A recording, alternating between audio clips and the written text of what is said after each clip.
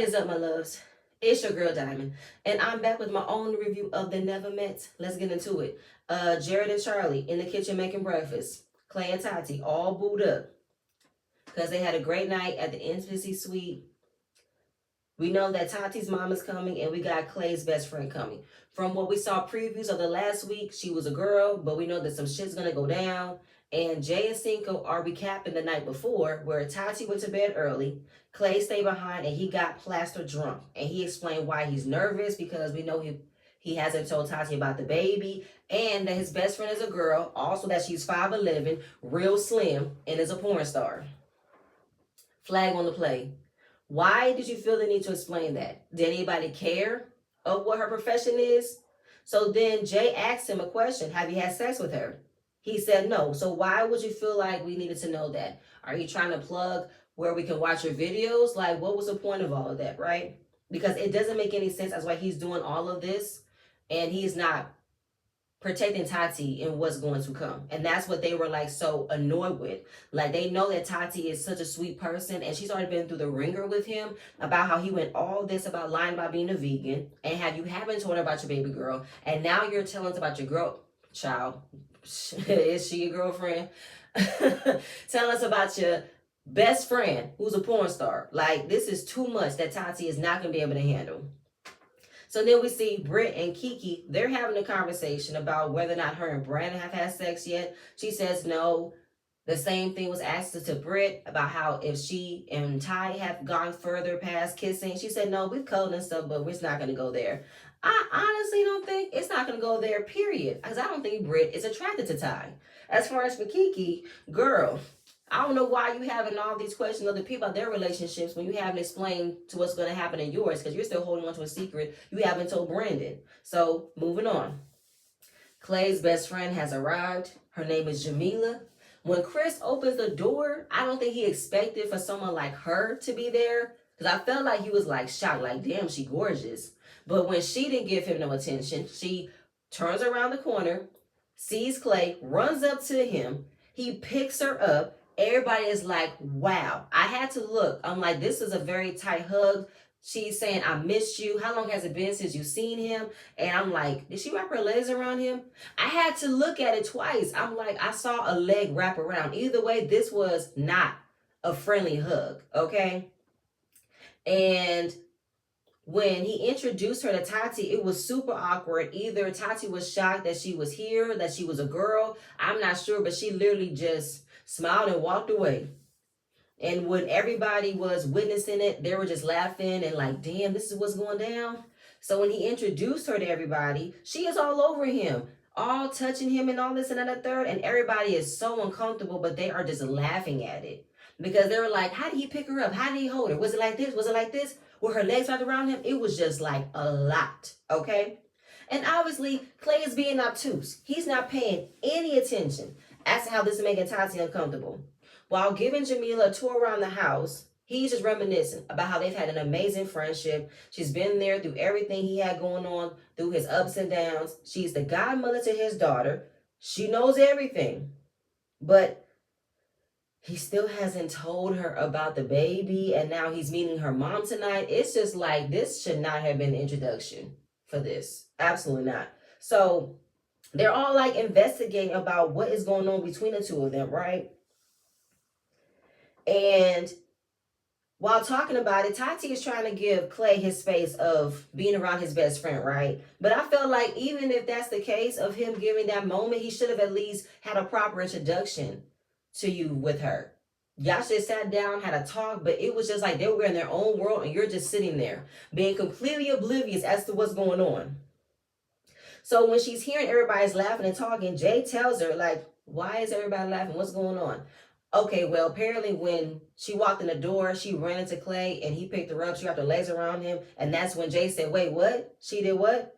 Where is he at? Like, oh my God, wait, are you for real right now? Yes. So when she's looking around trying to find Clay, they all find out he's outside down by the patio. She walks through the door. Jay's trying to stop her. And it's like, wait, did I just hear that she jumped in your arms? Like, is that what it is? Don't touch my man, okay? No, I'm telling you right now, do not touch my man, okay? Like, you think that's cool, Clay? Do you think that's cool? Clay obviously wanted to get her out of there and protect Jamila because He didn't find nothing wrong with it. Jamila didn't find nothing wrong with it. She said, listen, if you want me to touch him, I won't touch him. But that's how I've always hugged him. Like, oh, no, that's not, okay? I'm his girl, respect that, okay? Is that what you think it is? Like, let's not do that, all right? But what you're not going to do is believe that because you're a porn star, you can tell somebody else that who they have around their child is barbaric. First of all, ma'am, you're a porn star. You fuck on camera for a check. I am not at all shading, judging anybody who decides to make a career out in the porn industry. I'm all for it. Make your paper, boo-boo, okay? But you thinking that you're in a different bracket or a different element or a different lane that's better than Tati is just out of nowhere. It just doesn't make any sense to me, because what type of advice could you give to his daughter when she's grown up in this world? How to make money by lying on her back? That's not going to work over here. You can't possibly believe you are a better influence to Clay's daughter than Tati is. Y'all can get out of my face with that shit. So he's trying to diffuse the situation as best as he can. But the way that Clay was catering more to Jamila than Tati, he's all about making sure she leaves unscathed. She leaves everything all cool, because there's no way that he can have the conversation he needs to have with Tati of letting her know he has a daughter any better. So while your girl is spiraling out of control over what she's being found out in a relationship, not by you, but by everybody else, you're making sure that your best friend leaves out of the house unscathed, protected, catered to. Not good. So when Jamila leaves, the men all find Clay and tell him about what happened. Well, apparently when you went and picked up your best friend, everybody told Tati that you did it. What, for real? Did you apologize? No, do it now. Do it now. They did not need to hear his excuse about why he did not tell her about what happened. Go ahead and fix it, please. Because imagine if we're telling you what took place, what could the women be telling her? How could they have spun it? But I feel like it doesn't even matter if the women had spun the situation differently. What was shown was pure disrespect, period, point blank. Of course, Clay don't think he did anything wrong, because he doesn't think he's ever doing anything wrong. He thought that lying about being a vegan was a big joke, and it wasn't. You were practically getting her to fall in love with you, and then to have it be thrown back at her that her relationship isn't as strong as it was before because you lied to her yet again, and you're willing to just wash your hands of the relationship because you want to protect your best friend. Like, you lost all sight of Tati because all you cared about was Jamila. And then when he sat down with Tati and she's trying to calm down, understand what took place, you made it even worse to give your best friend credit for being the one to tell him to buy flowers for her. Are you for real right now? That's not the point. You still trying to paint your best friend out to be a kind person, and that she's the reason why I wanted her here, because I wanted you to get to know her and for her to get to know you. That's all cap and bullshit though, Clay. So Clay's trying to wiggle his way around and clean up his situation, and still trying to find a way to tell her about his daughter. And he's like, listen, no one procrastinating. So you want to tell her, in the midst of her trying to understand that you literally just disrespected her and that you don't care about this relationship, to now say, I have a daughter. She's like, you're so fucking stupid. All these people in this house have watched me and you cuddle, have been booed up, and everything in between. The moment your best friend comes here, that all goes to waste. To find out from these people and not from you that she jumped in your arms, she wrapped her legs around you, and you want to be like, did you see it though? It don't matter if I didn't see it. They all saw it and they told me and you didn't tell me. So don't make it seem as if they're making it a bigger deal than what it is, when it was a big deal that you allowed for your relationship to pretty much be something to be laughed at. So at this point, she don't have nothing to say to this man because he's so damn stupid. After she found out about a child, that she wasn't even thinking about the child anymore. She was thinking about how you made me like a damn fool all this time. Then when her mom arrives, she's crying because she missed her mom, and that everything she thought about Clay wasn't what she thought. It's been deception. It's been lies. I have let my guard down with him. I was open to him. I was vulnerable. It's like a slap in the face. So, one, her mother is extremely gorgeous. And when she tells her about the situation, she was like, he has a best friend who's a girl. And when she came, she ran to him, jumped on him, wrapped her legs around him. And I didn't see it.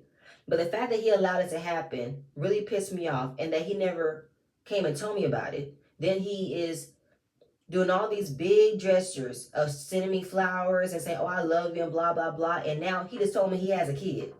Like, he is nothing but a liar. And the mom wants to meet him. But her and her mom are believers that everything's going to work out for the good. I mean, yes, she knows this isn't the only man on earth, but she really wants him to get it together, giving him chance after chance after chance. So when Clay comes in, he was about to sit next to Tati. She said, no, to sit next to me. And he introduced himself, and he wanted to apologize to both her and her mother. He said, I never wanted to hurt her. I never wanted to disrespect her. She's like, you have a fun way of doing that. And that was it. That's all. Told him to dismiss himself. I don't want to talk to you. I want to talk to my mother. And I want to spend as much time as I can with her before she leaves. So she knows that her daughter deserves better. She tells her she deserves better.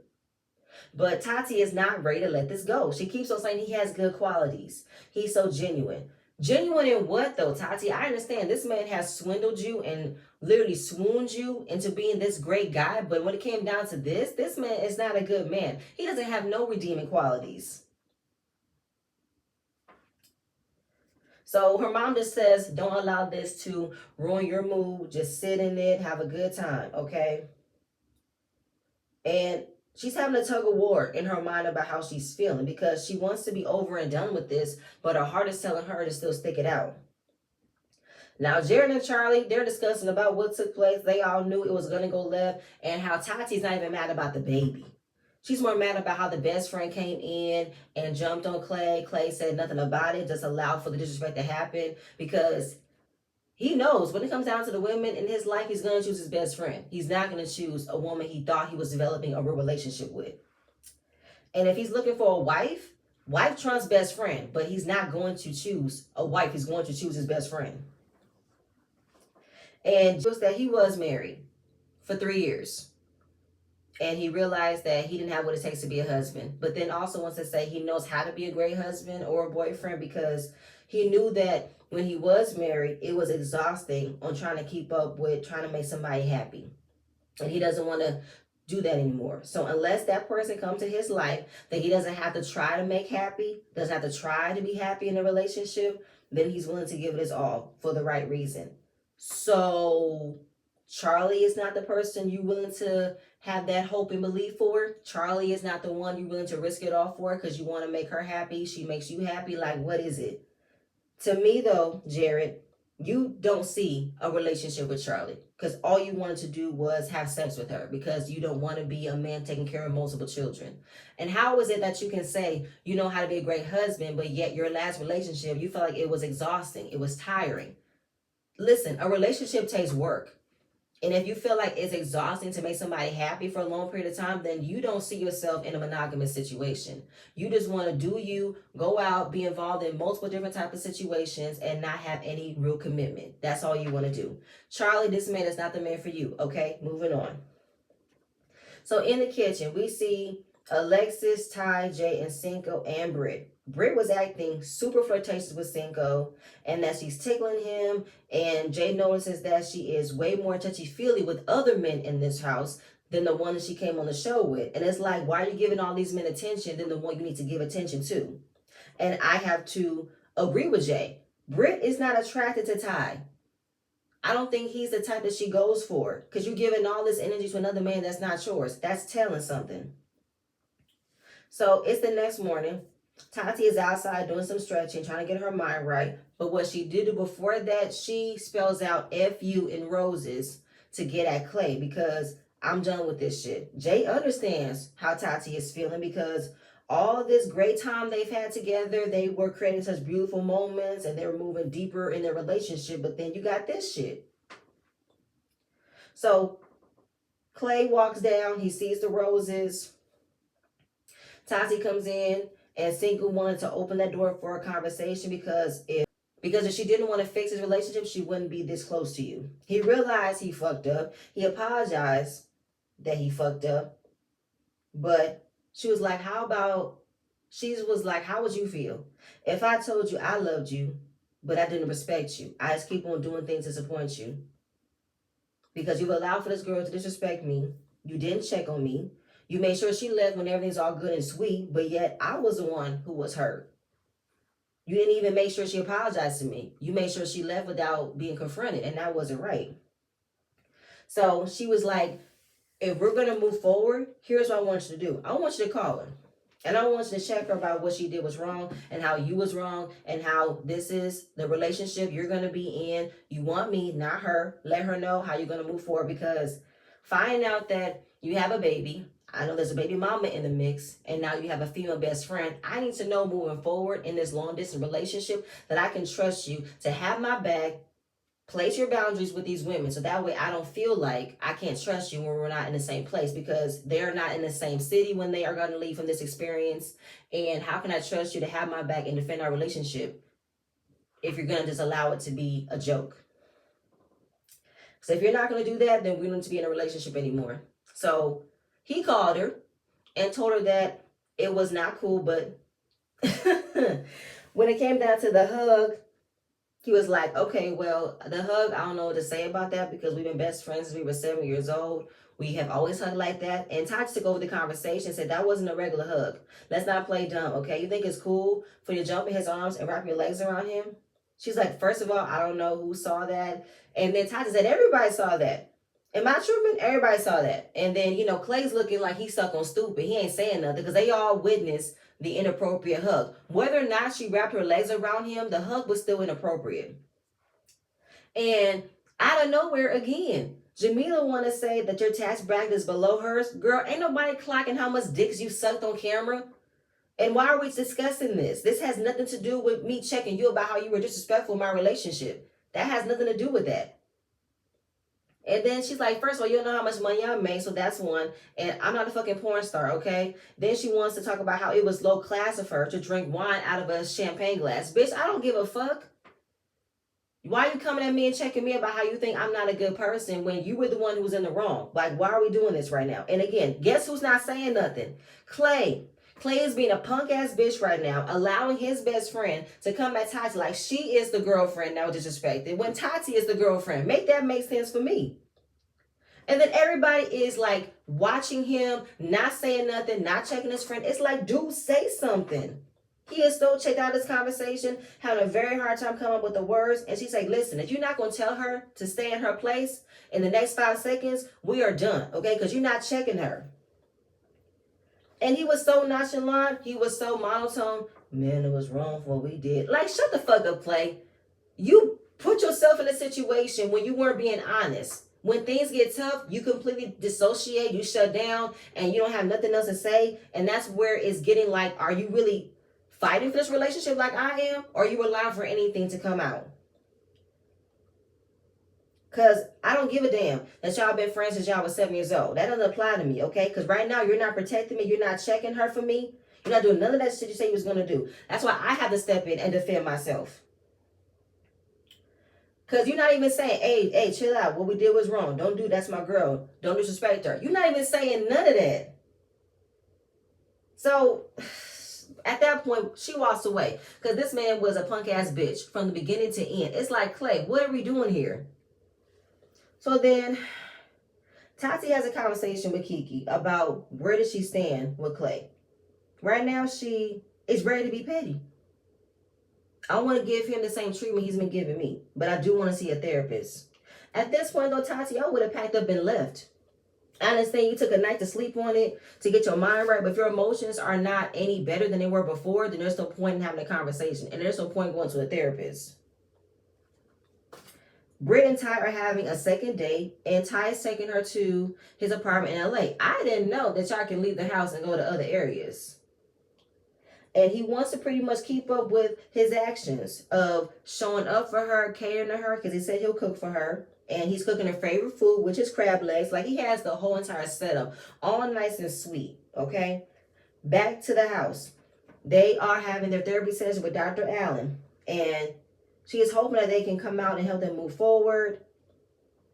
We're talking about what took place with his best friend running up to him and him picking her up. And all Clay can do is point out how it was a difference in Tati in the way she was acting.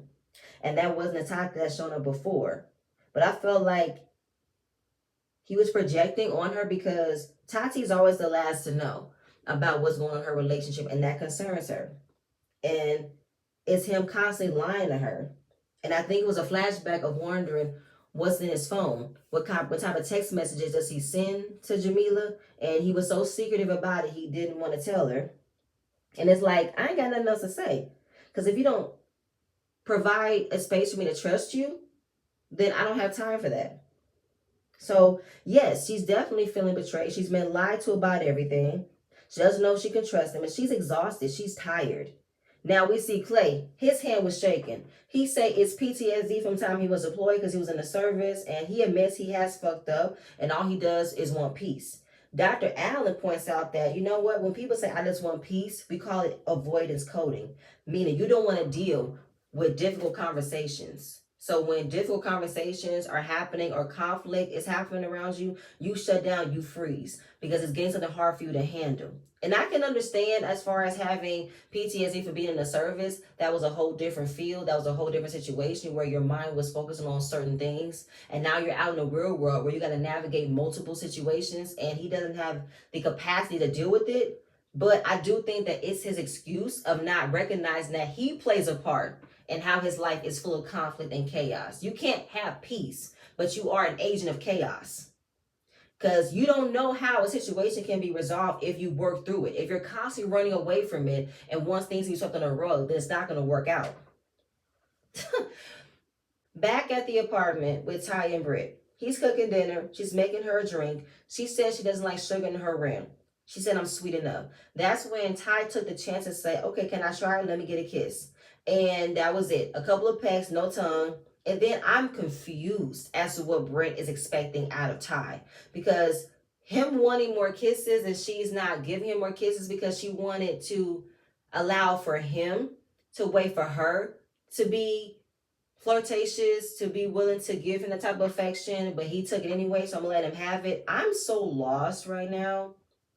If he took the opportunity to be more affectionate towards you, why are you mad that he didn't take that opportunity to allow you to be affectionate towards him? Britt, you don't want Ty.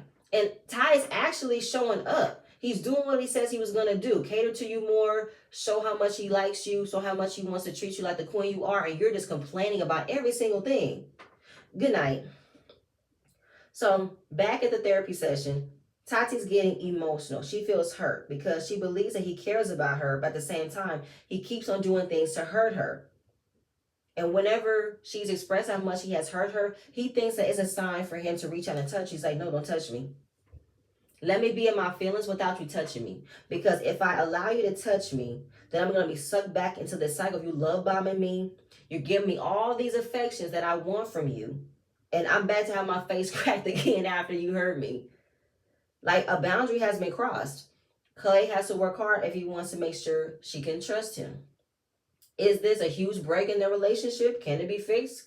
I don't think so, but again, it's all about his actions. He can say all types of words that can make me feel like he wants to fix it, but it's all about how his actions show up for it.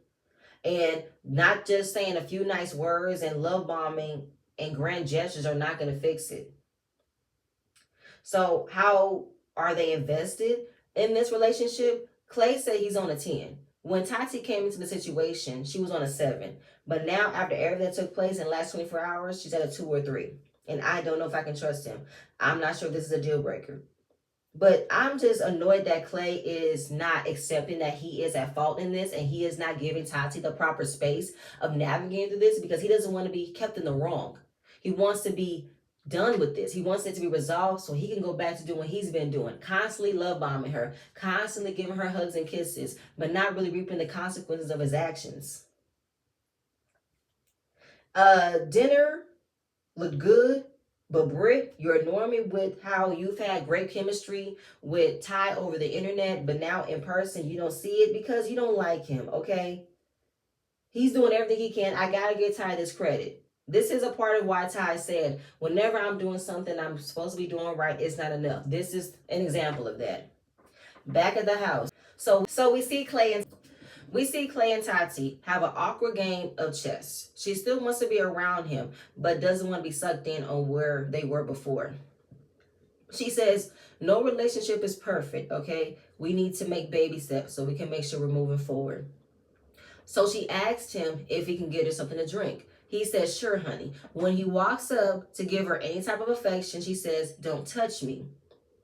It's like, I'm willing to move forward with you, but I need to be comfortable with the pace that I'm at. To respect the fact that I am still here. I am still willing to be around you. But don't act like I am not moving forward because I'm not allowing you to touch me. If I don't want you to touch me, I don't want you to touch me.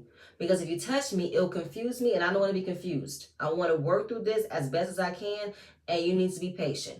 As it turns out, Clay has no patience whatsoever. He thinks that they've made a whole bunch of progress because they talked to their therapist on one session. And it's like, you are feeling rejected, sir, because every time you try to touch her, she jerks away. Now you're feeling hurt. That's how she's been feeling this entire time. She's been feeling betrayed by your actions. So because she's being so short with you, she's not opening up to you the way that she would before. That is nothing that she needs to be punished for. That's something you need to be punished for. Just because you said sorry doesn't mean I can just go back to how it used to be. No, I can't. You've been denied access. Just because you say sorry doesn't mean I'm going to just forget everything that took place. Allow me to work through this. Ty comes back from their date, and Britt is just discussing how nothing else happened. It was just a kiss, that's it. Kiki talking about how they are the least compatible. No, I'm sorry. What happened? Oh, Britt and Ty comes back from their date, and nothing else happened. Just a kiss. That's it. That's all. Everybody's eating dinner. Chris asks, how was the therapy session? She said it was all good. But of course, it was a flashback of her not giving her all because she wants to be sure that his actions are actually lined up with his words. So Clay asks, are you ready to go to bed? She said, not with you. And that's when he got up and says, I can't handle this. I'm leaving. Yeah, because she's not as affectionate as she used to be. She ain't falling all over you like she used to be. She's not just accepting any type of affection towards you. Because you want to go back to how it used to be? Hell no. I'm going to treat you like you treat me. So now since he can't handle it, he now wants to run away. All the men are telling him, don't leave. He's like, why? I'm asking her, is she ready to move forward? She said, yes, but yet she's still mad at me because she's embarrassed. Like, Cinco was the MVP of this episode. He was the one who was telling Clay, we've been embarrassed and humiliated in front of all these people. She has a right to feel how she feels. And if you leave now, it's because you can't handle it. You know how many times she's felt like she was the one being the brunt of the joke because of the things you've done to her, and she still stood by you? And you can't do the same to her? Like, brother, bye. Because he did have a tantrum, made all about him, how he's done everything he could to fix it. He has no more gas in the tank. It's like, bro, you are receiving what you've been giving. You've been giving her love bombs, grand gestures, and you made her look dumb about the things you've lied to her about. So because you can't handle it, and the way she's not fawning all over you like she did before because she doesn't know she can trust you again. Like, get the fuck out of here. Deal with your own problems. You cannot give a timeline and wish for somebody to get over something that you did to hurt them, and now you're tired of being mad. No, you cannot give a timeline or wish that she will get over something that you did to hurt her. Now you're tired of her being mad at you. And how long has it been? Less than 24 hours, and you can't handle the pressure of how you have to fight to fix your relationship. You're now having to right the wrongs. Get the fuck out of here. Good night, good night, good night. So he is definitely setting up to manipulate her by saying, I'm ready to go, right? So he starts to pretend as if he's packing. So when he asks her to come upstairs so they can talk, he's like, I'm ready to go because I feel like you're not giving your all. I'm not going to waste my time. She says you're being a big baby right now because you cannot accept the fact it's going to take me time to move forward with you. And everybody is pretty much saying he needs to wait it out. You can't expect for her to get over after one day. I mean, if she's being petty, you got to be man enough to just deal with it. Because she has not processed everything. And she needs to be able to process everything, look at everything she needs to figure out in order for her to be in this relationship. And Jay even said his mind is not there. His mind is like, okay, can we get over it? Hell no, we can't get over it. He don't want to stay in that space where he knows he did something wrong. And he doesn't want to accept the fact that he is the one that's in the wrong. He needs to accept full accountability. So Tati tells him, make a decision. If you want to fix it, I'm here. If you don't, there's the door and we can leave. And I felt like you wanted to dangle the opportunity of him leaving to have her change her mind and stop treating him like shit. Like you wanted her to beg you to not leave, beg you to stay in the situation, beg you. And she's not begging you because you want to be presented as if you're the prize and she's supposed to chase after you. No, she's the prize. You chase after her because he's tired of being in the doghouse. But hey, accept it. So she was telling him, listen, what we doing? Are we not moving forward? Because I feel like we're making progress. So let's go downstairs. Let's continue our night. But he was like, then what was the purpose of you coming up here? Because he wanted her to have a different emotion about wanting him to stay. But she's like, I'm not about to give you what you're expecting out of me. Because I just want to end things off with having a good night. We're going to move forward. It's a new day. Okay? She's not going to cry over you. She's already cried over you. And you're not getting what you want. Period, point blank. Because he wanted to manipulate her. He wanted to gaslight her into making her feel bad that she's treating him horribly. Just like she's been treated horribly. And he can't handle it. And when it came down to him about to come downstairs and express to the group that he wants to stay, he couldn't even walk into the kitchen because everybody was talking about how much of an asshole that he was and how he's lied to her about everything. So he just did what he normally did. Ran away. He can't stand it when his own character is being assassinated. He can't stand it that this was his own doing, that he made this problem all on his own, and now he can't accept it. Nobody feels sorry for you. Nobody is going to defend you. Nobody understands why you did what you did, okay? You have been playing in this girl's face for practically weeks now. You have been playing in this girl's face for a whole 2 weeks. And now that it's all blown up, it's all out there, nobody's on your side. Everybody's on Tati's side because she did not deserve this. You're mad that you're in the wrong. And so he did pack up his clothes in a very dramatic way. Jared said, you did all of this. You went to the counselor and all you did was pack up and go home. You wanted the attention back on you because you don't want to be in the wrong. And I have to agree, because since you can't handle it, you did something wrong, you now want to pack up and run away. I think it was a bitch move. And I have to agree it was a bitch move. So that means that it was just easier for you to run away than stick it out in the relationship you wanted to be in. And of course, since he's leaving, she's leaving. She doesn't regret this experience, but she's ready to move on. And of course, she realized that I have a high tolerance of bullshit, that I'm not going to accept nothing less.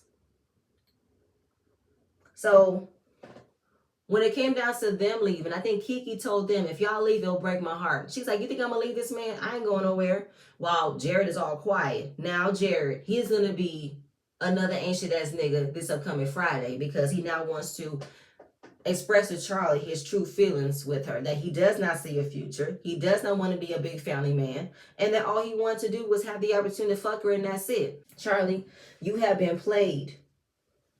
You have left your kids for the sake of being played. Jared has pretty much showcased his true intentions all throughout this experience. Now that he got what he wanted, he doesn't see nothing else for you, which is sad, but I don't think I'm going to feel sorry for you at all. But y'all, that's it.